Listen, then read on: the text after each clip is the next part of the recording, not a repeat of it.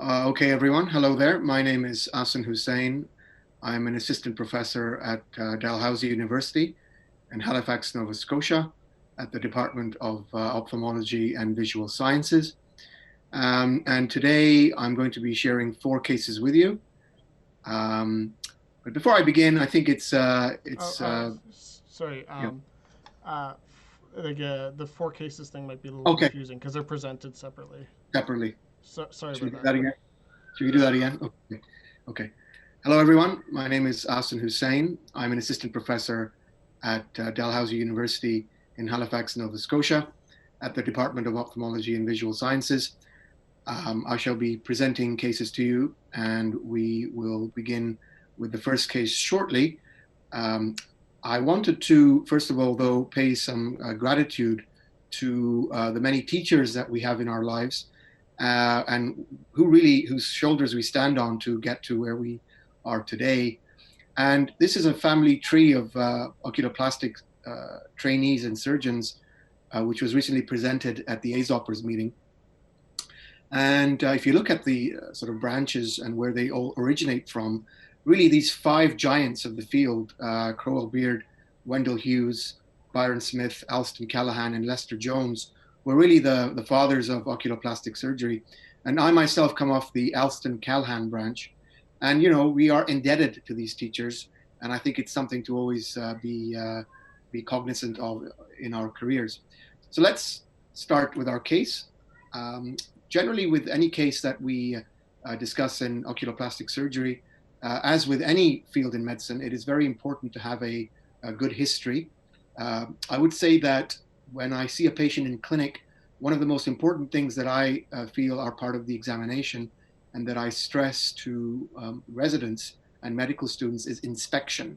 Just seeing how the patient looks from afar in terms of facial asymmetry or symmetry, any inflammatory signs, any obvious eyelid or orbital changes before you do any measurements or any other part of the exam.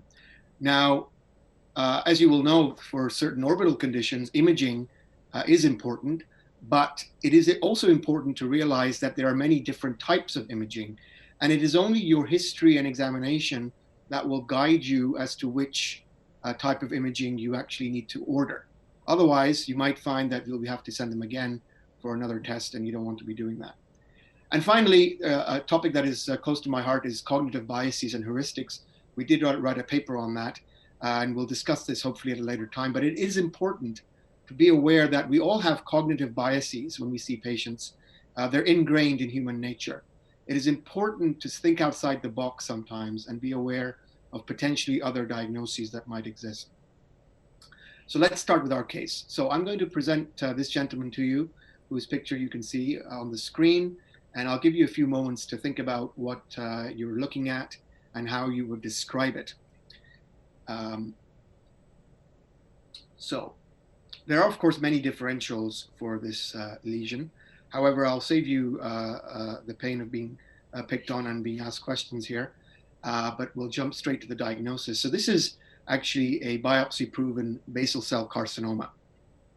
And a basal cell carcinoma is a malignant tumor that is derived from the epidermis of the skin, from the basal layer.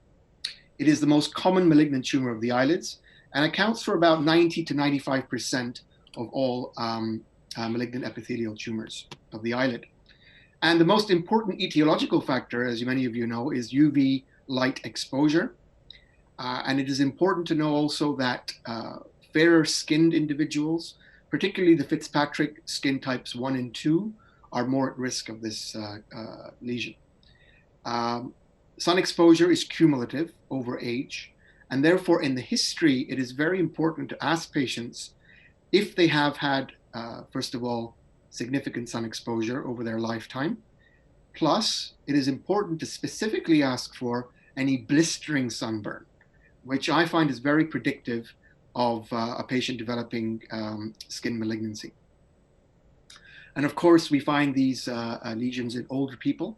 Um, However, they can occur in younger patients, particularly in patients who have the basal cell nevus syndrome, Gorlin syndrome, which is a autosomal dominant condition, which we'll come to. Now, in terms of presentation, the most common presentation of this lesion is in the lower eyelid, followed by the medial canthus, followed by the upper eyelid, and then the lateral canthus. Now, basal cell carcinomas have a variety of clinical appearances, and that reflects the histopathological pattern in the tumor.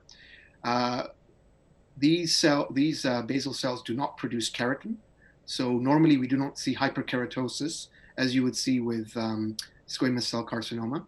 As you can see in this gentleman, you can see a kind of a nodular lesion, which is one of the patterns. It shows a pearly change on the surface with some scabbed and ulcerated areas.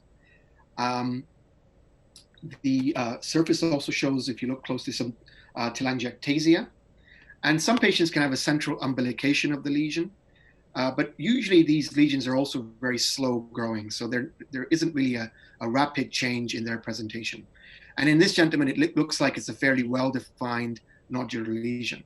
However, there are also other presentations. So you can have a nodular variety, ulcerative, cystic, pigmented, and morpheoform. And the most commonly encountered pattern that we see is the nodular and ulcerative form. Interestingly, though, you should be aware that there are certain, excuse me, basal cell carcinomas which can actually present in a very subtle way. So, a papilloma or a nevus that looks like a papilloma or a nevus could actually harbor a basal cell. So any suspicion should lead to a biopsy, which I myself perform in the office chair at the time of the initial consultation. And these lesions can actually be misdiagnosed. In fact, a pigmented BCC can easily be mistaken for an eyelid melanoma. And of course, an eyelid melanoma is very rare. The other thing to realize is that these lesions can cause a mass effect. They can change eyelid position. They can invade the orbit. They can affect the lacrimal drainage system, which is something here we would be concerned about. And sometimes they can be so deep that can actually manifest with orbital signs, such as a frozen globe or anesthesia or paresthesia, meaning perineural invasion. And really, the morpheoform BCCs are the ones that we really worry about, or BCCs that are fixed to bone, or any BCC that has recurred is also a warning sign that you may have to implement certain other management strategies. So I'll just jump to Gorlin syndrome, which is an autosomal dominant disorder with a prevalence of about 1 in 56,000 people. The major things to think about when you might be seeing with a patient with Gorlin's is that they get multiple nevoid BCCs. They also get odontogenic keratocysts of the jaw. They also get palmar and plantar pits in their hand. They can get ectopic calcifications around the body, and also skeletal anomalies such as in the vertebrae and the ribs. Interestingly, they can also get some changes in the medulla, such as the medulloblastoma, and females can develop an ovarian fibroma. That is a condition which you do need to know about. I would suggest you read the manual regarding the typical facial appearance, such as a broad nasal bridge, hypertelorism, the periocular BCCs, of course, but also strabismus, nystagmus, glaucoma, and cataract is more likely at a younger age in these patients. And these patients, because of the multiple lesions over their lifetime, surgery really isn't the best solution always. And we now have a new management option called vismodegib, which is a sonic hedgehog inhibitor, which is a very, very good option for these patients. And again, we published in the CJO a paper on potential uses of vismodegib as a Canadian guideline. So we've gone through the epidemiology, pathophysiology, presentation, and of this tumor. In this patient, of course, we mentioned how this lesion looks, the fact that it's very localized, it appears at least. It's nodular. Of course, you would do a full orbital examination. You would do eyelid measurements. You would syringe the nasolacrimal ducts. However, in the current COVID-19 situation, I would suggest that you avoid that. You would look for globe displacement and, of course, all the orbital signs we mentioned. So this gentleman ended up having a frozen section controlled excision um, and reconstruction. So on the left, as you look at the screen on the left, of course, the lesion's been marked out. As you can see, it's going onto the upper eyelid as well. Then on the right, you see the excision, sort of the defect, and the defect is always larger than the lesion, because what happens is that the tension vectors in the skin give way, and so the wound actually opens up a bit, so it looks bigger. Plus that black area you can see is some Surgicel to control some bleeding. So just think about for a moment how you would reconstruct this patient. What would you do? I would always start in terms of my thoughts about reconstruction about, well, can this be left to heal on its own? Laissez-faire? I would say no, this defect is too big. However, there are certain smaller defect sizes in the medial canthus which heal just beautifully if left alone, without any manipulation or other technique. Then I'd move on to, can it be closed primarily? Again, probably not possible. The wound is just too big. Then you would talk about closure by rotation or advancement flaps, or you could talk about a full thickness skin graft. So a full thickness skin graft was considered, but I felt that we could get this this defect closed with some good flaps. He had good laxity in his skin, and that's something which will guide your management option as well. So we did some advancement and rotation flaps. You can see from the upper eyelid, skin and muscle was moved into the defect from above. A glabellar flap was mobilized. I'll probably be able to see let me see my mouse here, or maybe not. From the top, you'll see that moving in.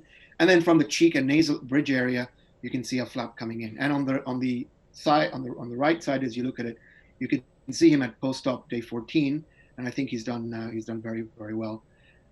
This patient, we did think about radiotherapy, but as our excision margins were clear and there was no real concern for any residual tumor or orbital signs, we discussed this with the radiation oncologist and the patient, and also felt that it would be best to observe, because you have to be aware that radiation can cause skin changes, which actually over time might to you look like a recurrence of the tumor.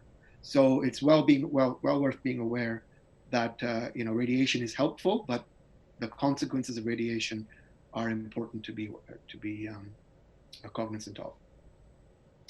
Okay, and that is the end of that case. Okay.